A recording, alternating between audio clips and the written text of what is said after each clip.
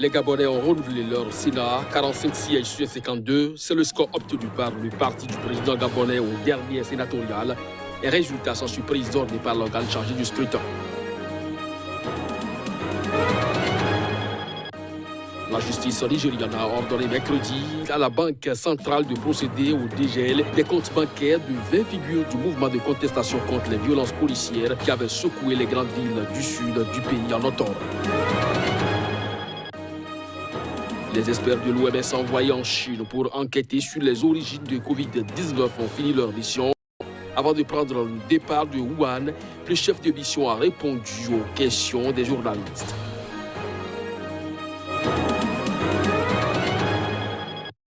Bonjour à chacun, bonjour à tous et bienvenue dans cette session d'information. Bonne nouvelle pour les protestataires au Nigeria. La justice nigériane a ordonné mercredi à la Banque centrale de procéder au dégel des comptes bancaires de 20 figures du mouvement de contestation contre les violences policières qui avaient secoué les grandes villes du sud du pays en octobre dernier. Les précisions. Les comptes bancaires des manifestants, qui avaient reçu le soutien de nombreuses personnalités à travers le monde, avaient été bloqués en novembre. Un gel intervenu peu après la fin du mouvement de contestation qui avait duré plusieurs semaines avant d'être réprimé par les autorités et de dégénérer en émeutes et pillages.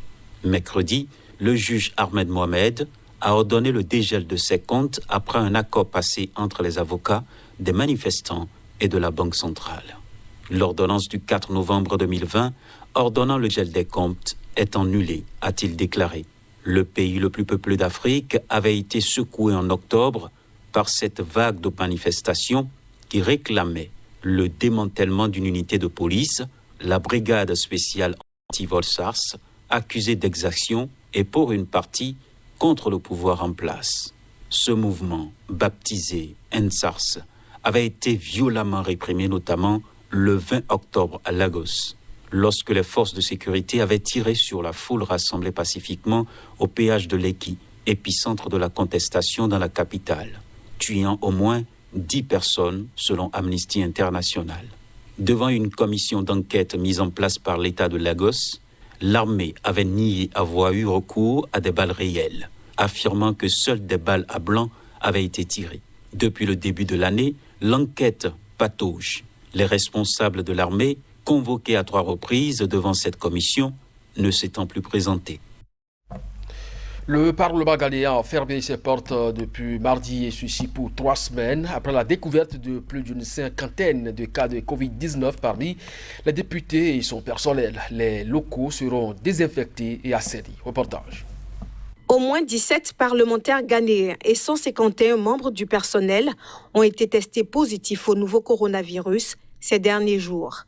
Jeudi, la découverte de premiers cas par dizaines avait déjà obligé les législateurs à réduire leurs réunions à 2 sessions par semaine afin de contrer la propagation du virus.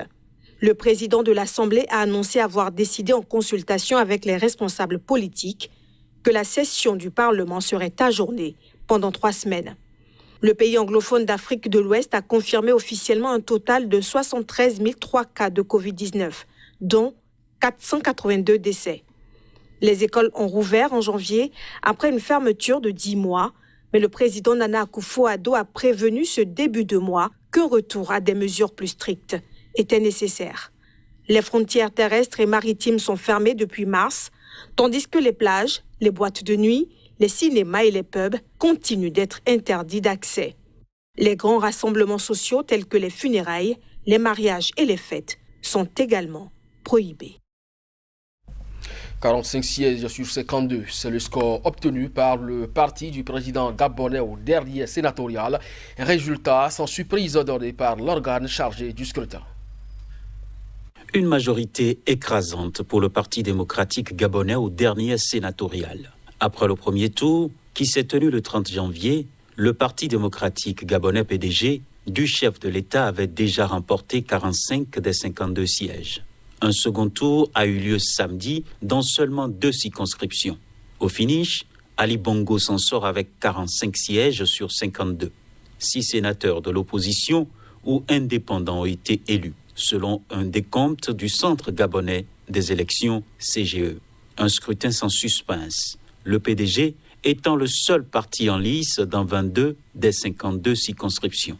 Le Sénat vote des lois, comme l'Assemblée nationale, elle-même également largement dominée par le PDG, mais la Chambre basse a le dernier mot en cas de désaccord. La seule inconnue, à ce jour, réside dans la personnalité qui accédera à la présidence du Sénat. Un rôle qui a cependant perdu de son aura et de son importance depuis une révision constitutionnelle le 29 décembre dernier. Cette personnalité devait jusqu'alors assurer l'intérim du chef de l'État en cas de vacance du pouvoir ou d'empêchement, mais la charge revient désormais à un triumvirat composé des présidents des deux chambres du Parlement et du ministre de la Défense. En plus des élus, il est attendu une nomination par décret présidentiel de 15 membres du futur Sénat qui comptera au total 67 parlementaires. Outre les 15 personnalités choisies par Ali Bongo pour avoir honoré le service de l'État, les 52 autres sénateurs sont élus pour 6 ans au scrutin indirect uninominal par les membres des conseils municipaux et départementaux, eux-mêmes largement dominés par le PDG. Au Tchad, 15 partis d'opposition ont désigné mardi un candidat unique à la présidentielle du 11 avril au Tchad. Ces partis, réunis pour l'occasion en Djabira, avaient créé le 2 février une coalition, l'Alliance Victoire, et promis de désigner un seul candidat et un seul programme. Le candidat de l'opposition sera face au président sortant Idriss Déby Itno, au pouvoir depuis 30 ans et investi par son parti pour briguer un 6e mandat. Maître Théophile Bangoro a été désigné par une alliance de partis de l'opposition au Tchad pour être candidat à la présidentielle du 11 avril 2021. Il représentera donc l'Alliance Victoire au détriment de l'opposant historique, le président de l'UNDR, Saleh Kebzabo. Bangoro, un notaire qui n'a jamais participé à une quelconque élection, a créé en 2018 son propre mouvement politique, le Parti pour le rassemblement de l'équité au Tchad. L'opposition ne sera pas totalement rangée derrière lui, puisque Romadonga Nialbe Félix, président de l'Union pour le renouveau et la démocratie, principale force d'opposition à l'Assemblée nationale avec 8 députés, a été récemment investi par son parti pour être candidat.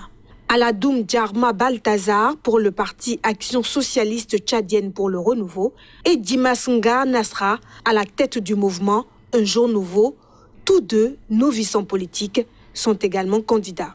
Et le mouvement de Kourayo Médar, arrivé en 3e position en 2016, tout comme les transformateurs du jeune opposant Succès Masra, n'ont pas rejoint l'Alliance Victoire. Samedi, le mouvement patriotique du salut de Idriss Déby a investi le chef de l'État candidat à sa propre succession. Ce militaire de carrière, récemment promu maréchal par l'Assemblée nationale, dirige le Tchad d'une main de fer et s'en partage depuis qu'il a pris le pouvoir par les armes en 1990. Les candidatures doivent être déposées officiellement à partir du 13 février. De nouvelles manifestations ont éclaté mardi au Soudan pour dénoncer l'augmentation du coût de la vie. Ces manifestations surviennent après la formation lundi d'un nouveau gouvernement chargé de résoudre la crise économique profonde dans laquelle le pays s'est empêtré depuis des décennies et qui s'est amplifiée depuis la chute en avril 2019 de l'ex-autocrate Omar El-Béchir.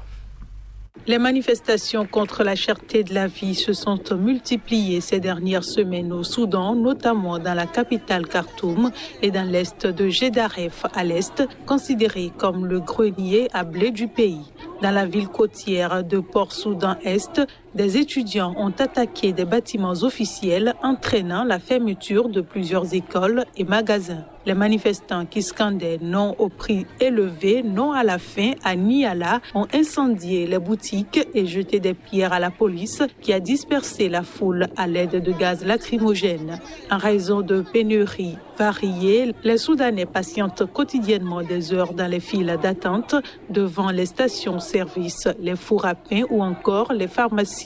Le Premier ministre Abdallah Hamdok a assuré lundi que son nouveau gouvernement donnerait la priorité à l'économie. Les autorités de transition doivent notamment composer avec une dette colossale de 60 milliards de dollars, une inflation record de 269% en décembre 2020 et un manque chronique de devises. Le nouveau ministre des Finances et ancien rebelle Djibril Ibrahim a promis que le gouvernement ne ferme fermera pas l'œil jusqu'à ce qu'il n'y ait plus de fil pour se procurer du pain et du carburant et de rendre les médicaments de première nécessité accessibles à des prix raisonnables.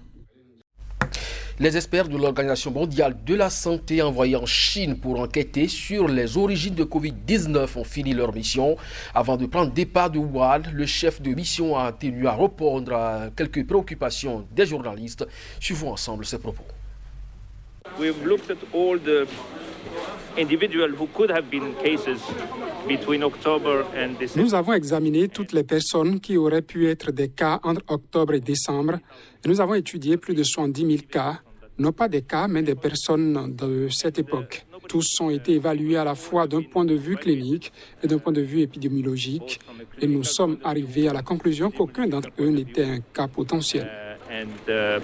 Come down to none of them were potential cases. One is that we know the virus can persist in. Nous savons que le virus peut persister à basse température dans des conditions que l'on retrouve dans la chaîne des aliments surgelés, humidité, basse température, etc. Humidity, low temperature, etc. Is that at the market there was a product. Sur le marché, il y avait des produits comme des animaux sauvages d'élevage au stade congelé vendus sur ce marché. Donc, si vous combinez ces deux éléments, ça donne un angle intéressant à l'hypothèse. Ça vaut donc la peine d'examiner si un animal sauvage congelé qui a été infecté ailleurs dans une ferme, par exemple, aurait pu introduire le virus sur le marché alors qu'il était congelé. Ça vaut la peine d'être exploré. Nous verrons bien. Nous ne savons pas. In a frozen stage, and so it's worth exploring. We'll see. We don't know. Ce sera donc tout pour cette édition. Merci de nous avoir suivis. Bonne journée en compagnie des programmes de SICA. À très bientôt.